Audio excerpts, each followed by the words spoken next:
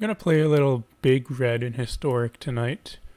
So this deck that I've put together is based on a Pioneer big red deck that I made. I did a deck tech for that a little while ago, and with that one, it's similar to this, except it has a kind of an artifact package in it. That one is playing things like Pia and Kiran Nalaar and Karn, Scion of Urza. And the Pia and Kiran is like a really important part of that deck for the artifact theme to work. So I've replaced that in this deck by instead just playing Goblin Chainwhirler and Chandra Fire Artisan as just kind of like a card advantage engine. But the rest of it is kind of the same, where it's you just play Wily Goblins, Treasure Map, Captain Lannery Storm, use those to ramp up into Glorybringers and 6 mana Chandras. And then here, I've got a couple of red-blue lands. Those are just to play blue cards in the sideboard, these negates and essence scatters. It can be really cool to bring these in post-board and really get people with negates when they don't expect it. I've got this one Bonder's Enclave in here. I think actually I'm just going to take this out, because today I was just thinking that that really doesn't work well with Goblin Chainwhirler with this triple red. So I'm just going to put in another mountain.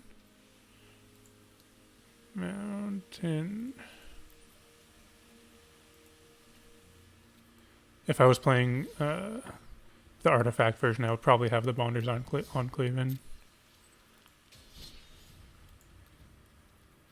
Traditional, yep, okay.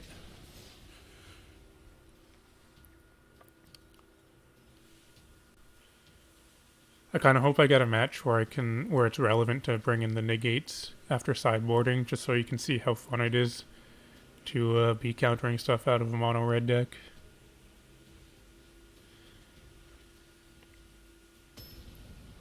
I feel like this deck has a really good matchup against control, just because like they'll bring in removal and things like that, but like you don't really care about removal so much because you want to play a late game. And then having the 6 mana Chandra is pretty awesome. I have no idea what my opponent's on, so this could be a good or bad hand.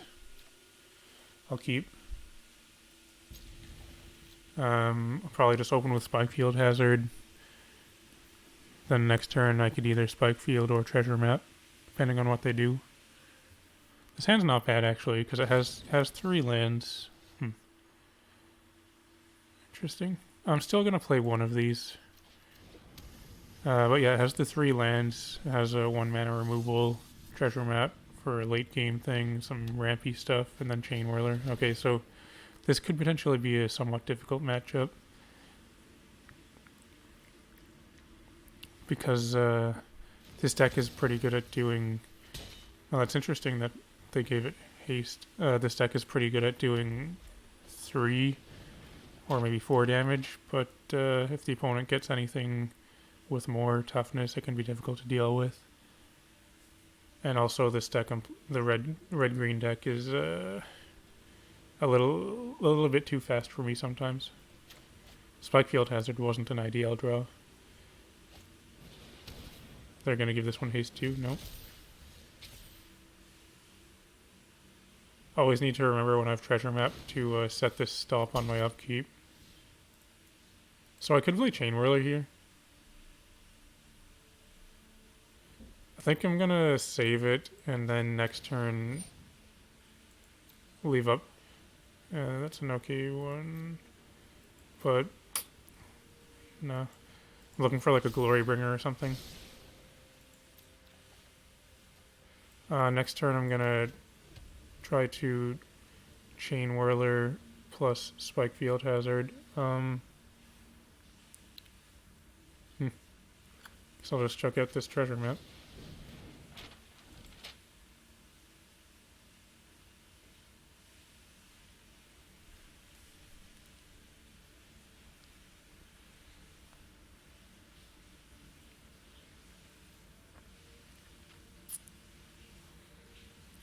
Opponent's putting on a bit too much pressure for me at the moment.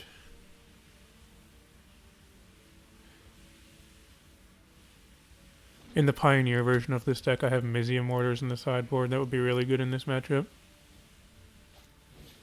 Yeah, Questing Beast. It's a problem.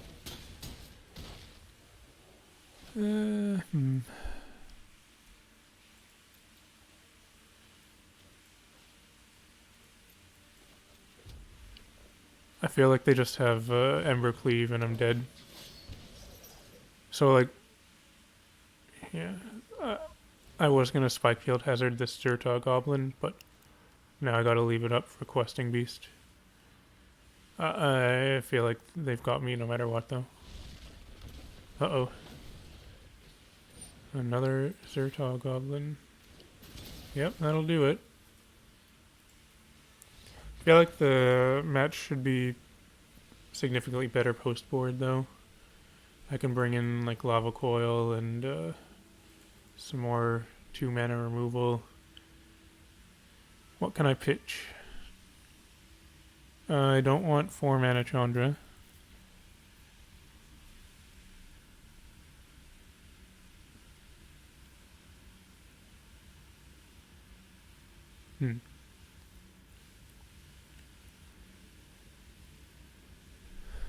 Maybe I don't even want... Yeah, I don't think I want 6-mana Chandra either.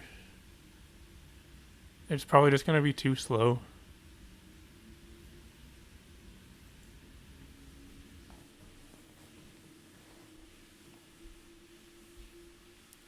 Playing against Doug and his MTG account.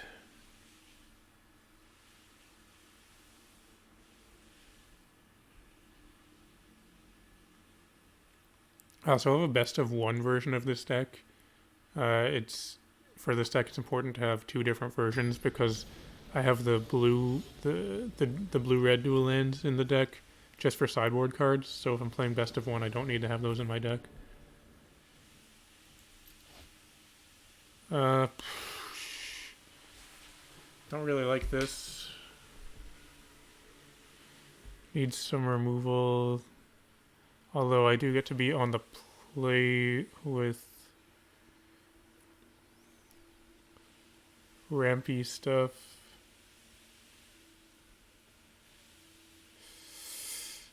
It's pretty risky. I'm gonna maul. Yeah, okay.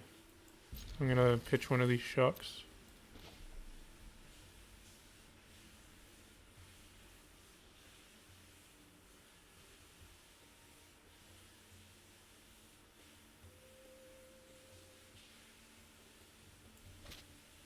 Opponent is thinking. Maybe. Whoa, what just happened? I've never done that before. I didn't know you could do that.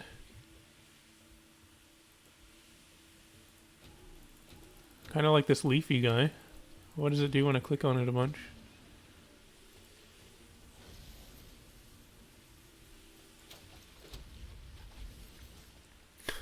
It doesn't like that, I guess.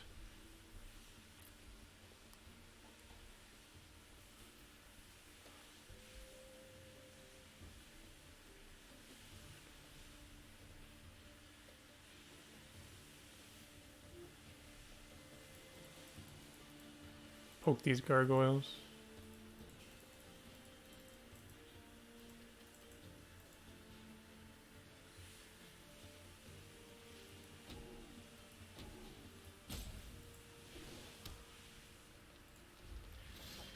Alright, well, treasure map. Set my stop. So in this game, I feel like as long as I don't flood out, I should probably be okay. Galia. Yeah, I'm gonna scry because I don't want to draw a land. Wily Goblin.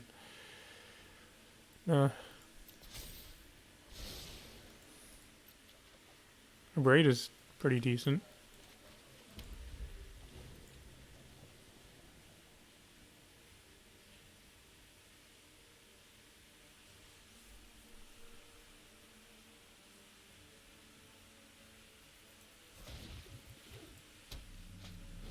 Cruel Spellbreaker.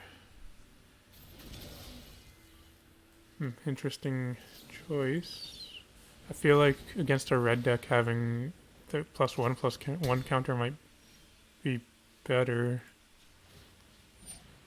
Because it makes it a lot harder to kill. Wily Goblin again. Well, I will kill this. No, I would not like to destroy an artifact. Thanks for asking, though. Questing Beast.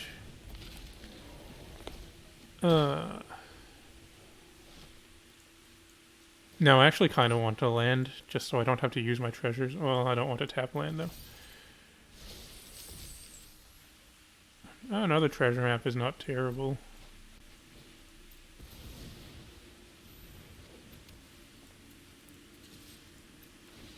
Yeah, hopefully they don't have another questing beast.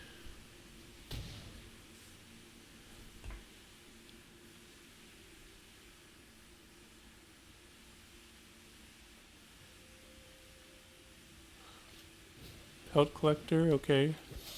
What else? Zerta. Pretty good. Lightning strike is nice. What should I do here? So I want to lightning strike the Zerta, I think.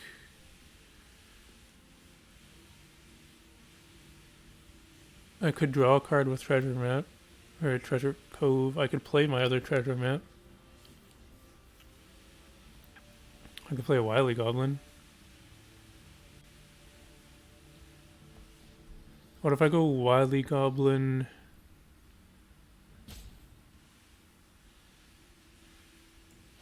I'll draw a card.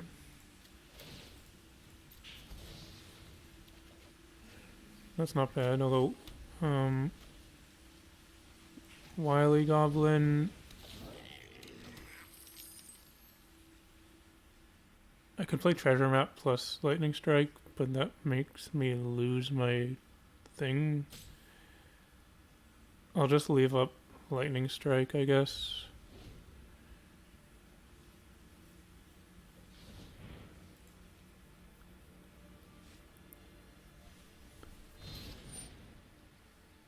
Interesting. I guess they have 2 Bonecrushers. That could be a problem.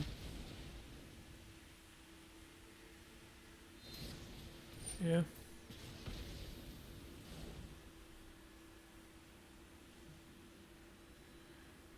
If I can draw another Glorybringer, could be an okay shape.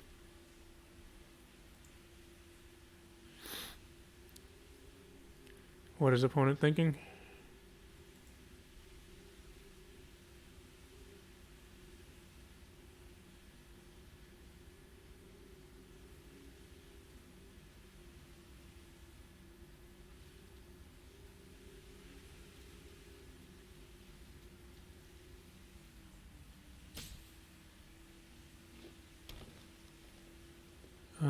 Okay.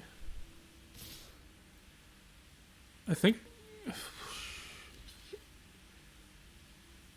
Yeah, I'm actually just going to kill the Pelt Collector, because if I kill the Zerta, that's going to get a counter, and then when I play Bonecrusher, it's going to get another counter. I'm just jumping the Zerta because Wily Goblin kind of serves no purpose for me. Bonecrusher, that's not bad. Do I want to draw a card? Or I can play treasure map. I think I'm just gonna play the Bonecrusher. There's no point in using Stomp.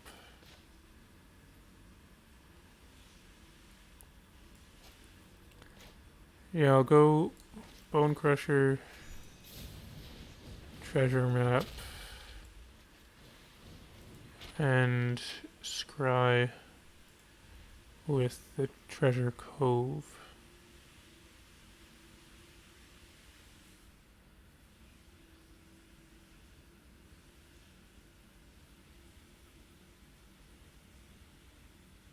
So if they attack, I pretty much know that they have Embercleave. Right? Or do I? I guess I would just attack anyway also if I was them. Yeah, whatever. Show me the Embercleave.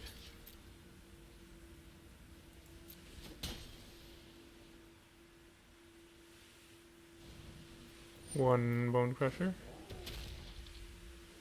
2 Bonecrushers. Well, I will scry. Goblin Chainwhirler is quite nice. Blocks Bonecrusher pretty well. Let's draw a card.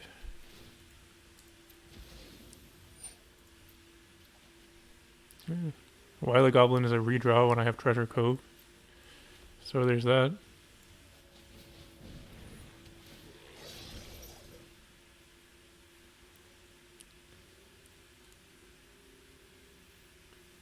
Do I want to play it and just chump? I think so.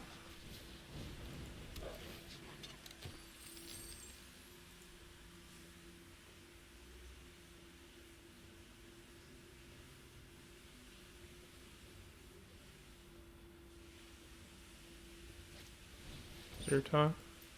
I wonder if they attack though. Probably not. So here, yeah, I'm gonna scry because on my turn I can flip this over. Bonecrusher is... It's not bad. It's not the best though. It's a fine blocker as long as the opponent doesn't draw Embercleave. I'll keep it.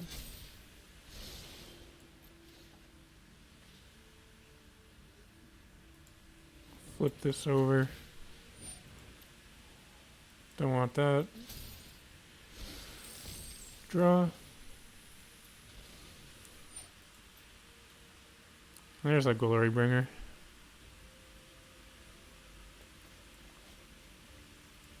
Sucks I have to use a treasure, but I feel as though it's worth it.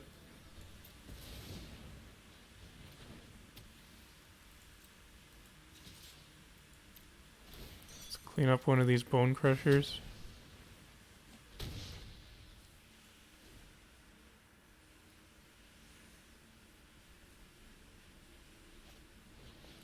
Questing Beast. It's annoying, but interesting. I kind of hoped that they had made that attack.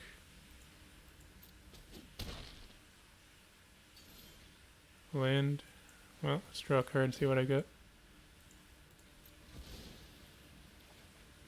Land.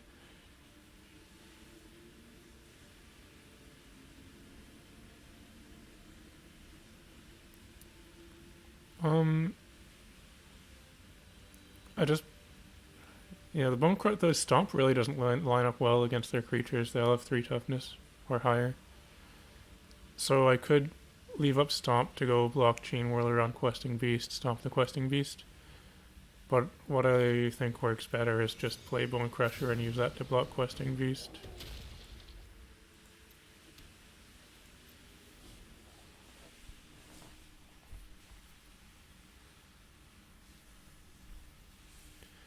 Chainwhirler can block either of the other 2 creatures pretty well anyway. And pretty much either way I would be trading off this card for the Questing Beast. This just seems better.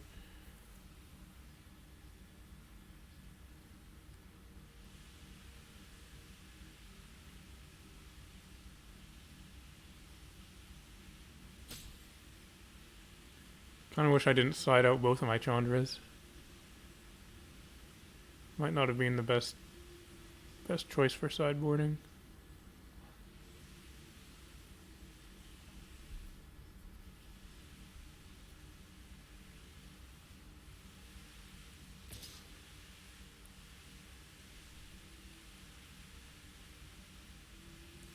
I guess by not attacking it kind of just forces me to... It doesn't force me to exert actually. Oh, here we go. I don't need to exert. So I guess I Lava Coil the Questing Beast and then get in with Glorybringer, and I could exert it, but it kind of just slows down the clock by a turn.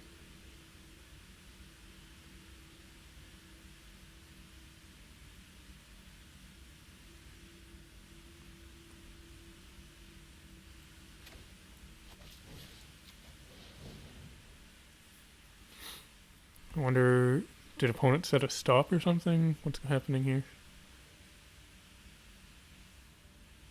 There's nothing that they can do other than tap their land or else. I guess they could concede. That seems like a little bit of an early concession to me because they could have just drawn, what's it called? Embercleave. I'll bring in on the draw. Chandra seems worse. I'm gonna take out a shock, I think, for another abrade.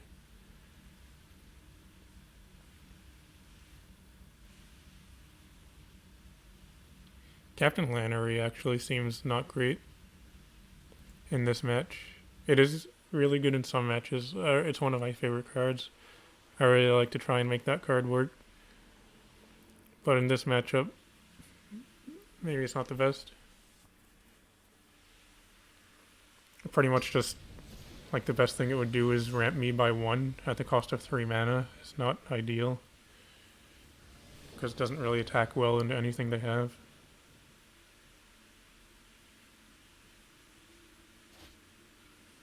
This seems fine. Chainwhirler is quite good against them. Pelt Collector.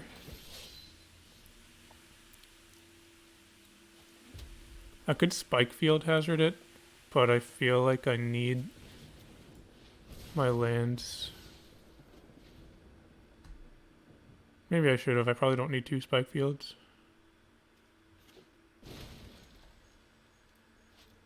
Another Pelt Collector, interesting. That's actually pretty good because now I can go get in one of these tapped lands.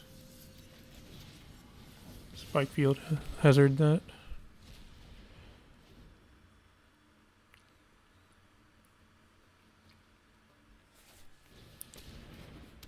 Burning tree into what? Another burning tree?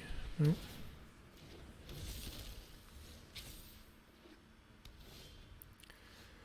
Well, I guess Chainwhirler seems pretty good here.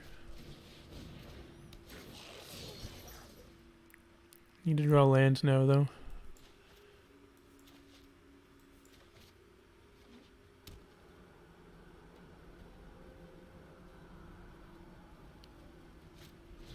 Oh, that sucks.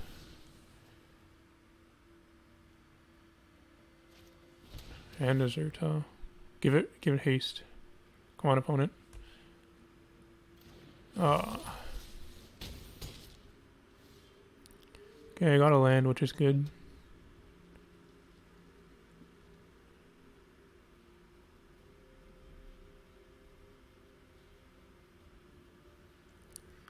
Guess I go Treasure Map Lava Coil.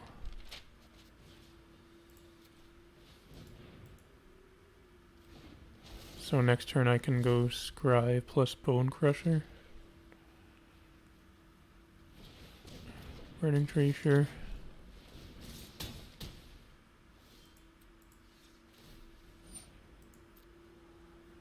Don't particularly want that.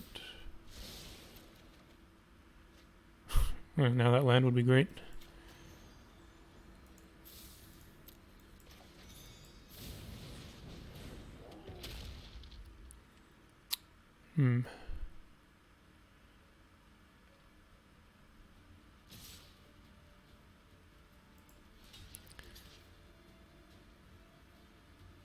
Yeah, I have to block here.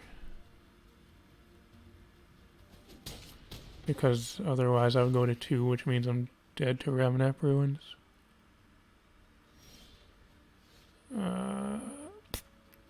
Forgot to scry. That's okay. Yeah, that's a pretty tough matchup for this deck. It's a tough matchup for any mono-red deck, I feel like, just because green-red has... their creatures are typically too big. That's okay, though. I'm looking forward to Kaladesh Remastered coming out, because that will add Chandra, Torch of Defiance to this deck, which is a pretty big deal, I think. It's a pretty big, important card for big red decks. It helps you ramp from 4 to 6, or even just 4 to 5. Anyway, though, I think that's enough for tonight. So if you're still watching, thanks for watching.